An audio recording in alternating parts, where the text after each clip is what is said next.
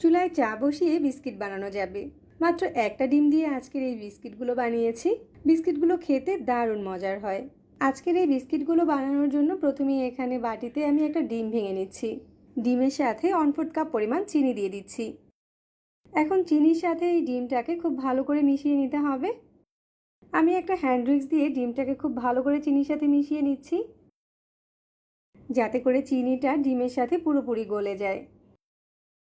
পরিমাণ মতো কিছুটা লবণ দিয়ে দিচ্ছি। তারপর এখানে নিয়ে নিচ্ছি 1 কাপ পরিমাণ সুজি। সুজিটাকে এখন ডিম আর চিনির মিশ্রণের সাথে মিশিয়ে নিচ্ছি। এখন এর সাথে 2 টেবিল চামচ পাউডার মিল্ক দিয়ে দিচ্ছি। এতে করে বিস্কিটগুলো খেতে বেশি মজার হবে।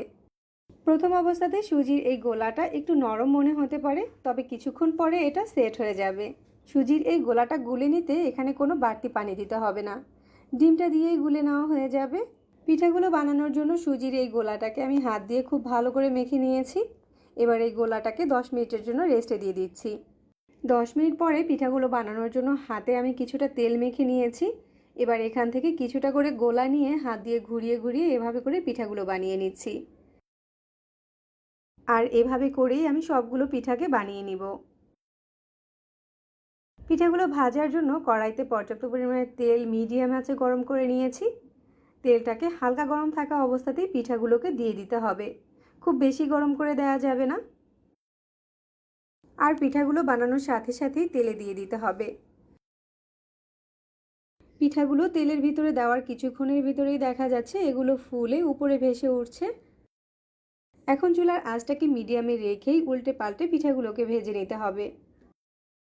পিঠাগুলো বানানোর জন্য সুজির গোলাটাকে 10 মিনিট সময়ের থেকে বেশি রেস্টে দেওয়া যাবে না, তাহলে কিন্তু পিঠাগুলো ঠিকঠাকভাবে ফুলবে না। পিঠাগুলোকে মিডিয়াম আঁচেই ভেজে নিতে হবে, না হয় দেখা যাবে একটা পাশে দ্রুত কালার চলে আসবে আর ভিতর থেকে কাঁচা থেকে যাবে। কিছুক্ষণ পরেই দেখা যাচ্ছে পিঠাগুলোতে খুব সুন্দর একটা কালার চলে এসেছে। এখন এই পিঠাগুলোকে তেল ঝরিয়ে উঠিয়ে নিচ্ছি। এভাবে এই সুজির পিঠাগুলো বানিয়ে কয়েকদিন পর্যন্ত সংরক্ষণ করেও খাওয়া যাবে। এই বিস্কিটগুলোর উপরটা অনেক বেশি মুচমুচে আর ভিতরটা অনেক বেশি নরম থাকে। তাছাড়া বাসায় হুটহাট মেহমান চলে আসলেও এভাবে সুজি দিয়ে মাত্র 10 মিনিটে এই পিঠাগুলো বানিয়ে নিতে পারেন। প্রতিদিন একই রকম নাস্তা তৈরি না করে একটু ভিন্নভাবে নাস্তা তৈরি করলে কিন্তু খেতে ভালোই লাগে। এই পিঠাগুলো চাইলে একটু বেশি করে বানিয়েও সংরক্ষণ করে খেতে পারেন, খেতে কিন্তু ভীষণ মজার হয়। আজকের এই বিস্কিটগুলো আমি গোল গোল করে বানিয়ে নিয়েছি, তবে চাইলে আপনারা যে কোনো শেপেই বানিয়ে নিতে পারেন। এটা এমন একটা বিস্কিট যেটা আপনি চুলায় চা বসিয়েই বানিয়ে নিতে পারবেন। এখন আমাদের চাও রেডি আর বিস্কিটও বানানো হয়ে গিয়েছে। নতুন নতুন রেসিপি পেতে আমার পেজ ফলো করতে পারেন আর চ্যানেল সাবস্ক্রাইব করতে পারেন। এতক্ষণ সাথে থাকার জন্য সবাইকে ধন্যবাদ জানিয়ে বিদায় নিচ্ছি। আল্লাহ হাফেজ।